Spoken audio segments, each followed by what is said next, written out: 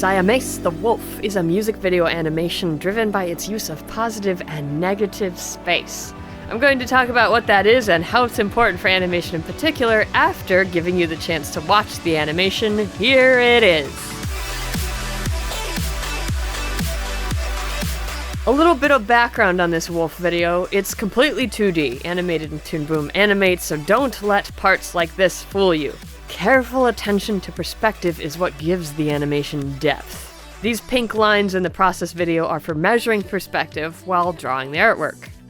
I actually learned a new animation term while doing the research for this episode, Sakuga. The word itself just means animation in Japanese, but fans of Japanese animation use the word Sakuga to describe a scene that has much higher quality animation than the rest of the episode. So in The Wolf, there's good Sakuga during every climactic moment and action sequence. Now, to talk about positive and negative space in artwork. Except for the red eyes and one pink scene, The Wolf is entirely black and white, which makes framing for every part of the animation very important. With only 2 tones to work with, you have to be sure the viewer will see the main subject of the art first and not get confused by all of the other black and white things going on. One of the ways to do this is by paying attention to positive and negative space. Go ahead, pick any image from the animation and look. What is the main subject of the picture? What is the less important background stuff? The most important things you want your viewers to see make up positive space. That's the subject of your drawing. Everything else around that is negative space. So if you've got a picture of a person, the person is the positive space, the surrounding area is negative space. Even if there's no art there and it's a solid color or transparent, still negative space. Picture of a glass, the glass is the main subject, positive space. Surrounding area is negative space.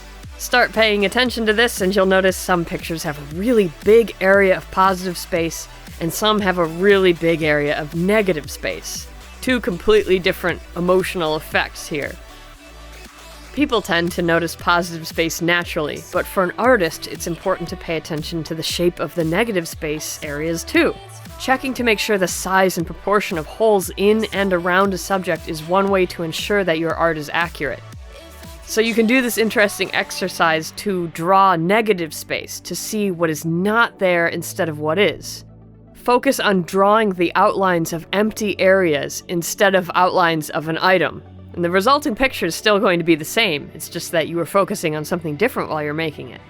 Okay, blah blah blah, so what? Well, artists who are really conscious of balancing positive and negative space can do crazy stuff, like make the negative space have its own shape and meaning. They can manipulate emotions by shoving stuff in your face or making it tiny and distant. They can create optical illusions.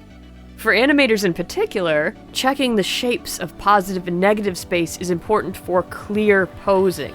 Is your character an unidentified lump? Or does its silhouette actually communicate something?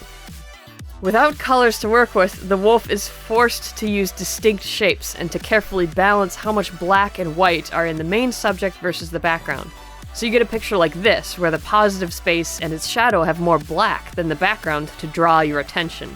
And sometimes it's the opposite. The positive space is predominantly white, and negative space is black. The wolf uses black and white for lighting too, of course, so the animators did some really cool stuff, like have the positive space emerge out of the negative space.